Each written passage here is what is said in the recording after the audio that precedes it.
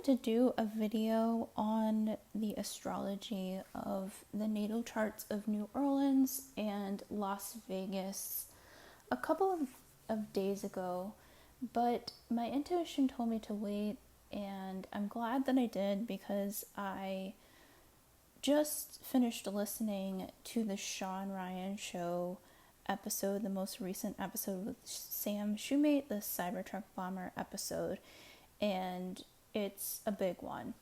And I was looking at kind of the incidents that occurred on January the 1st from just simply looking at the natal charts of New Orleans and Las Vegas. Now, charts are interesting. The first chart that I looked at was New Orleans, and the reason why I wanted to wait is because New Orleans chart, based on the events, doesn't really make a lot of sense to me. Astrologically, when I see an event, I usually see something get triggered in the now.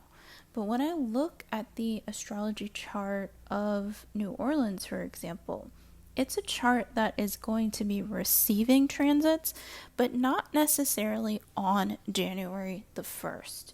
So it's a chart where, yes, there were things being triggered, but it was not to the point of what went down. One would argue that something called a Moon-Pluto conjunction was going on on the 1st of January. That does kind of represent certain things, square to what's called the Saturn of the chart. But to me, it doesn't seem like something that would create this energy. So when it comes to New Orleans, it's a little bit trickier for me because the city itself is going to be receiving transits. Now, there's other things in astrology you can look at. For example, something called a progress chart. You can look at a solar arc chart. You can look at various things called midpoints. There's so many things that you can do in astrology, but I'm simply going by natal chart because I feel like the natal chart of a person, a place, a space, an event, a contract really gives us a lot of depth. So the natal chart of New Orleans, yes, it's gotten a lot of heat, but it wasn't mid-heat, and it's about to get a lot of heat. So it's not like in a place that I call an event chart. Now, I will say that it was triggered by the solar eclipse of April 8th, 2024. It definitely got woke up around then. The chart also kind of went alive, as Jupiter entered the sign of Gemini. Things like that happened in 2024, waking up the points of the chart. But I wouldn't say pinpoint wise what I could actually use as data for this particular event. What I do think is there's more that's going to happen in New Orleans. Now, data wise, we know there's going to be a Super Bowl in New Orleans. It's most likely, hopefully, get moved, things like that. But when I looked at Las Vegas, though, I saw a chart that reflected a good amount of charts that I've seen. For example, New York and New York Stock Exchange has a chart very, very similar to Las Vegas, as well as President Trump, who has very similar points that were very much activated and are very much activated currently. And the things that I want to notice. So what do I know astrologically that's going on that would reflect war? Well, this is an act of war or violence. So anytime that happens, I want to look at Mars. Now, the planet Mars is in retrograde. Currently going back into the sign of Cancer is taking us through a retrograde cycle. And when Mars is in retrograde, this is a time where we are going to be looking at all things Mars. So that's war and anything related to fire, anything related to, male energy. So this is such an interesting thing for me because, yes, Mars is retrograde between December 6th, 2024 and February 23rd, 2025. But on a scale of looking at, for example, Las Vegas, This goes right over the ascendant of Las Vegas. The ascendant of Vegas is 8 degrees of Leo. That is something I would say this is very much affecting Vegas, like lit up right in the ascendant where we're looking at the poster of Las Vegas, like the postcard, the mask to the world, ascendant, horizon point of Vegas. So absolutely, this makes sense for Vegas. And when I see, there's a Mars transit, we kind of want to also look to the Aries house.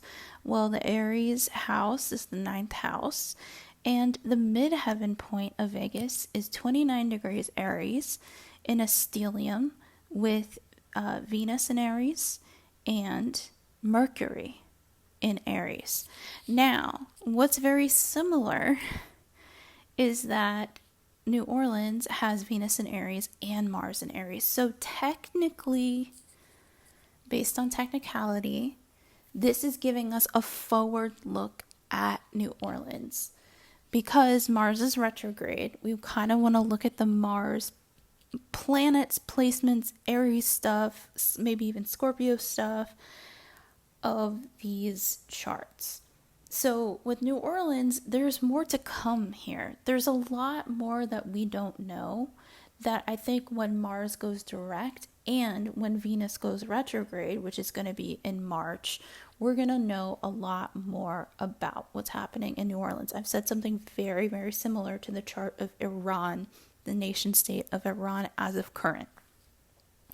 So these are kind of two different stories in a way that do overlap when it comes to these Martian planets, but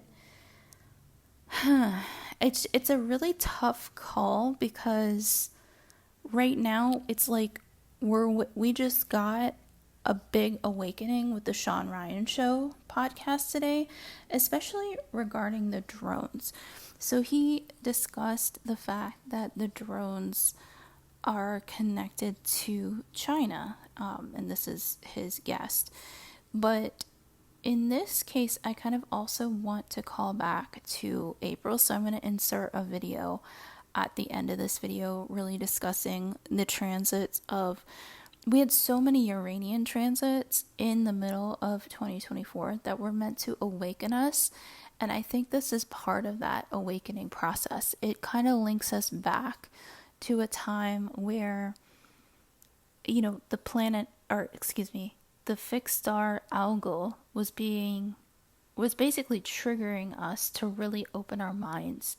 And I think that is kind of what's going on with the chart of Vegas, is it's like a mind-opening experience here where maybe things feel very foreign to us, but we're being asked to really see things through a different perspective. So all in all, this is part of a shift and a cognitive conscious awakening experience for people. And I'll end the video here. I would love to hear your thoughts. This is definitely a time where we're really being asked to really open our eyes right now. And I wish everybody lots of love in the new year of 2025. So, on a global scale right now, we're seeing this Jupiter and Uranus conjunction in real life. This week, there's been so many stories about weather and mass communications, network outages, continuing to have changes, where so many changes are going on that people are asking major questions on them. So one of the things that I want to say is Uranus actually represents mass technology in a way that is innovative mass technology. So the internet, for example, is very Uranian in nature. The internet is very Aquarian in nature. And that is very interesting to see that there's been so many network outages, especially regarding weather radar. And then last night in the United States, several states had 911 network outages. So for reference, these were the states that had network outages, 911 systems reported to be down, and this tweet went out yesterday at 11:59 p.m. So I want to get back to the fact that astrologically, this upcoming Jupiter and Uranus conjunction is a great awakener. And in the middle of eclipse season, we have so many unveilings. So yes, we also have Mercury retrograde, and Mercury will be going direct. We're also going to have a very important and pivotal Scorpio full moon next week as well. So a lot of the stuff that we're seeing where we're asking these major questions is also related to an imbalance of power. And in the US, I want to note that the New York Stock Exchange, also internationally, is part of that imbalance of power. And because this conjunction, and I have a video prior talking about the chart of New York City, but I also want to highlight the New York Stock Exchange. So this is the natal chart of the New York Stock Exchange. It's also extremely similar to Manhattan's natal chart. Manhattan, New York, is a double Taurus, and this upcoming conjunction is at 21 degrees of Taurus on the 20th of April. The New York Stock Exchange, the chart itself, May 17th, 1792, 10:10 a.m., has a Sun conjunct Mercury in Taurus. The Sun is at 27 degrees of Taurus. Mercury is retrograde based on this natal chart at 23 degrees Taurus. Now the conjunction is at 21 degrees Taurus, but there's so many charts that are going through such a, let's call it, upheaval, unbinding, uncovering with this particular aspect. And I want to note Algol, the fixed star, also Medusa, is 26 degrees of Taurus. And then although this conjunction does not directly connect with Algol, there is this opening of the crown chakra. That's the way I'm looking at this. And because of that, I also want to note that this upcoming conjunction, and let me show you. So the Pluto, so let me see how I can do this. So my big ass head is right near Pluto. That's Pluto in Aquarius. And the square itself, or the conjunction itself, is going to square. So there is the Sun in Taurus. This conjunction is going to be right here in the New York Stock Exchange. And then Pluto is going to be square that. So for the New York Stock Exchange, there's also this like earthquake going on energetically. Taurus is an earth sign. Aquarius is this very Uranian sign. So it's this energy of like almost seismic shifts. And we're seeing a global seismic shift in the economy. So what this means for us as a collective is we're witnessing the demolishing of systems all around us. That includes economic systems, things like, Taurus is a luxury, but it's also like Taurus is the sign of the bull or the cow. And it's this energy of needing to re-harness your energy, come through the ground up, earthy, deep earth energy. And so, if we think of our food systems, things that are comforting to us, they're being really shaken and rattled right now, hence earthquakes, explosions, volcanoes erupting.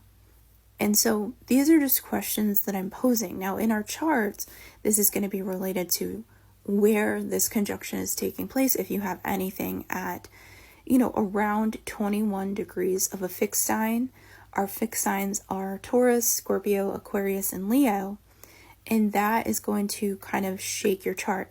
On a more advanced scale of astrology, I would also see if you have any midpoints on those degrees. I would also see what house is your Taurus house. I would also look at your natal Jupiter, your natal Uranus, and if you want to take it even further, your second house, which is ruled by Taurus, your fifth house, your eighth house, your 11th house as well. There's other kind of ways you can kind of look through your chart, but that's kind of where to start to see how this conjunction is waking you up and making you feel more alive than you ever felt. These are transits of a revolution. And in order for that to go down, the public has to wake up, because we've kind of been in, I would say, CPTSD, PTSD mode for many years. I mean, there's a reason why the lockdowns happened on a global scale, and there's a reason why we need to be asking these questions on a major level.